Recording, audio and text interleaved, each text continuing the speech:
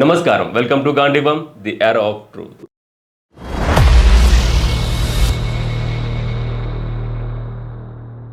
సాంకేతికత అనేది మానవ వికాసానికి సోపానంగా ఉండాలి, కానీ అది మనిషిని బానిసగా మార్చే సంకెళ్ళు కాకూడదు.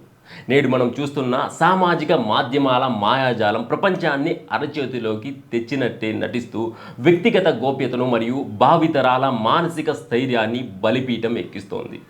మనం సృష్టించిన సాధనాలే మనల్ని శాసించడం మొదలుపెట్టినప్పుడు ఈ స్వేచ్ఛకు అర్థమే మారిపోతుంది.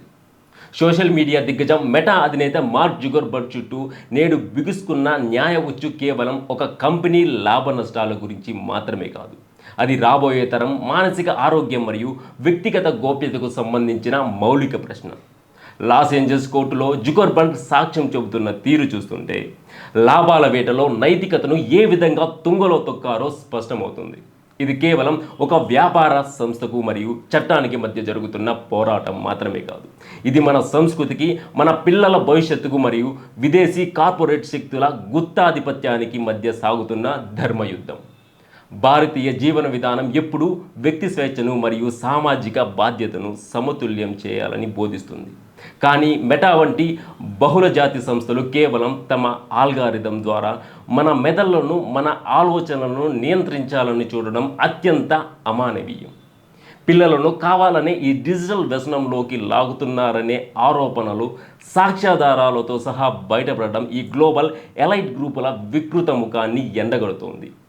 కేవలం అడ్వర్టైజ్మెంట్ రెవెన్యూ కోసం కోట్లాది మంది యూజర్లను ఎక్కువసేపు స్క్రీన్ను అతుక్కుపోయేలా చేయడం కోసం వారు అనుసరిస్తున్న వ్యూహాలు ఆధునిక సమాజానికి శాపంగా మారాయి. ముఖ్యంగా ఇన్స్టాగ్రామ్ వంటి వేదికల్లో ఉండే బ్యూటీ ఫిల్టర్లు పిల్లల మానసిక స్థితిని దారుణంగా దెబ్బతీస్తున్నాయని సుమారు 18 మంది నిపుణులు ముందే హెచ్చరించినప్పటికీ ఆ హెచ్చరికలను బేఖాతారు చేయడం వెనుక ఉన్నది కేవలం లాభాపేక్ష మాత్రమే. బాహ్య సౌందర్యం కంటే అంతర్గత విలువలపై దృష్టి పెట్టాల్సిన వయసులో ఈ ఫిల్టర్లు పిల్లల్లో లేనిపోని అభద్రతా భావాన్ని పెంచుతున్నాయి. సహజమైన అందం కంటే కృత్రిమమైన ఫిల్టర్ల వెనుక దాక్కునేలా యువతను ప్రోత్సహించడం వల్ల వారు మానసిక కుంగుబాటుకు లోనవుతున్నారు. ఇది మేధావుల ముసుగులో ఉన్న వ్యక్తులు ఆడుతున్న ఒక పెద్ద నాటకం. మన దేశంలో కూడా ఇటువంటి సాంకేతికత దాడుల వల్ల కుటుంబ వ్యవస్థలు బలహీనపడుతున్నాయి, ఆత్మీయ అనుబంధాలు కనుమరుగవుతున్నాయి. వ్యాపార నైతిక విషయానికి వస్తే మెటా సంస్థ ఇన్స్టాగ్రామ్ మరియు వాట్సాప్లను కొనుగోలు చేయడం ద్వారా మార్కెట్లో ఎవరూ పోటీ లేకుండా చేయాలని చూడడం ఒక ఆర్థిక ఉగ్రవాదం లాంటిది. ఒకవేళ ఫెడరల్ ట్రేడ్ కమిషన్ వేసిన కేసులో తీర్పు వ్యతిరేకంగా వస్తే ఈ సామ్రాజ్యం ముక్కలవ్వక తప్పదు. కానీ మన ముందున్న అసలు ప్రశ్న అది కాదు.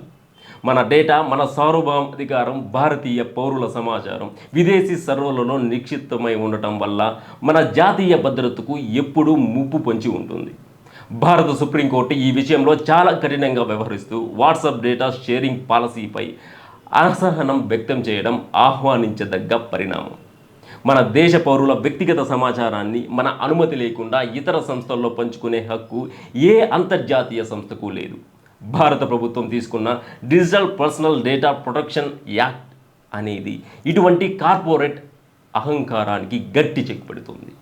ఇకపై దేశ చట్టాలకు లోబడి ఉండాల్సిందే తప్ప విదేశీ నియమాలతో మనల్ని శాసించడం కుదరదు. తప్పుడు వార్తలను వ్యాప్తి చేయడంలో మరియు సమాజంలో విద్వేషాలను రేపడంలో సోషల్ మీడియా దిగ్గజాలు పోషిస్తున్న పాత్రను విస్మరించలేము. ముఖ్యంగా భారత్ వంటి బలమైన సాంస్కృతిక పునాదులున్న దేశంలో ఇటువంటి వేదికలను అడ్డం పెట్టుకొని విదేశీ శక్తులు కుట్రలు చేసే అవకాశం ఉంది. మెటా ఇప్పుడు ప్రవేశపెడుతున్న టీన్ అకౌంట్స్ లేదా స్లీప్ మోడ్ వంటి మార్పులు కేవలం న్యాయస్థానాల నుంచి తప్పించుకోవడానికి చేస్తున్న ప్రయత్నాలే తప్ప సమాజం పట్ల వారికి ఉన్న బాధ్యత కాదు. వారు సృష్టించిన ఈ డిజిటల్ అడవిలో మన పిల్లలు దారి తప్పకుండా ఉండాలంటే భారతీయత పునాదుల మీద నిర్మితమైన స్వదేశీ డిజిటల్ వ్యవస్థలు మరింత బలపడాలి. సాంకేతికత అనేది అద్దం వంటిది. అది మనం ఎలా ఉన్నామో అలాగే చూపిస్తుంది. కానీ ఆ అద్దమే మన ముఖాన్ని మార్చాలని చూసినప్పుడు మనం మేల్కొనాలి. లాభాల వేటలో మానవత్వాన్ని విస్మరించడం ఏ వ్యవస్థకైనా క్షేమం కాదు. డిజిటల్ సామ్రాజ్యాల వెనుక ఉన్న ఈ చీకటి రహస్యాలను ఛేదించాల్సిన సమయం ఆసన్నమైంది. చట్టాలు మనిషిని రక్షించడానికి ఉండాలి తప్ప యంత్రాల ఆధిపత్యాన్ని లేదా కార్పొరేట్ శక్తుల ఇష్టారాజ్యాన్ని పెంచడానికి కాదు. అంతిమంగా మన సంస్కృతిని, మన విలువలని గౌరవించని ఏ శక్తినైనా ఎదిరించడం మన ధర్మం. మన విజ్ఞత, మన జాతీయ దృక్పథం మరియు స్వదేశీ ఆలోచనలే ఈ డిజిటల్ మాయాజాలం నుంచి మనల్ని, మన భావితరాలను కాపాడగలవు. ఈ పోరాటం కేవలం న్యాయస్థానంలో మాత్రమే కాదు, ప్రతి ఒక్కరి ఆలోచనలలో మొదలవ్వాలి. మన సమాచారం మన హక్కు. మన దేశం వీటిపై ఆధిపత్యం చెలాయించే ప్రయత్నం ఎక్కడ జరిగినా మన గొంతుక వినిపించాలి. సాంకేతికతను వాడుకుందాం, కానీ దానికి మనల్ని వాడుకునే అవకాశం ఇవ్వకూడదు. మానవ విజ్ఞత మాత్రమే ఈ కృత్రిమ మేధస్సు మరియు డిజిటల్ మాయాజాలం నుంచి మనల్ని విముక్తులను చేయగలదు. ఈ గ్లోబల్ టెక్ దిగ్గజాలు మనల్ని వినియోగదారులుగా కాకుండా కేవలం తమ లాభాల కోసం వాడే వస్తువుల్లా చూస్తున్నారు. ఈ క్రమంలోనే వారు డీప్ ఫేక్ వీడియోలు మరియు ఏఐ ద్వారా సృష్టించిన తప్పుడు సమాచారాన్ని నియంత్రించడంలో విఫలమవుతున్నారు. మార్చి 2026 వరకు సాగే ఈ లాస్ ఏంజల్స్ విచారణలో కేవలం అమెరికాకు మాత్రమే కాదు, భారత్ వంటి దేశాలకు కూడా హెచ్చరిక. మన దేశంలో వాట్సాప్ మరియు ఫేస్బుక్ ద్వారా జరుగుతున్న సమాచార యుద్ధాన్ని గమనిస్తే మనం ఎంత అప్రమత్తంగా ఉండాలో అర్థమవుతుంది. మన స్వీయ నియంత్రణే మన ఆయుధం.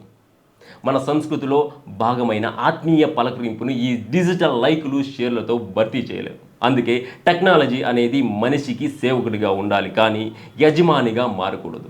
మన ధర్మం, మన దేశం, మన ప్రైవసీ ఇవే మన మొదటి ప్రాధాన్యతలు కావాలి. ఈ డిజిటల్ యుద్ధంలో మనం విజయం సాధించాలంటే మన మూలాలను మర్చిపోకుండా ఉండటమే ఏకైక మార్గం. ఈ వీడియో మీద మీ అభిప్రాయాలను కామెంట్ రూపంలో తెలియజేయండి. ఈ వీడియో కనుక నచ్చినట్టయితే లైక్ చేయండి, షేర్ చేయండి, కానీ సబ్స్క్రైబ్ చేసుకోవడం మాత్రం మర్చిపోద్దండి. జాతీయవాద గళాన్ని సపోర్ట్ చేయండి. జై హింద్. భారత్ మాతాకి జై.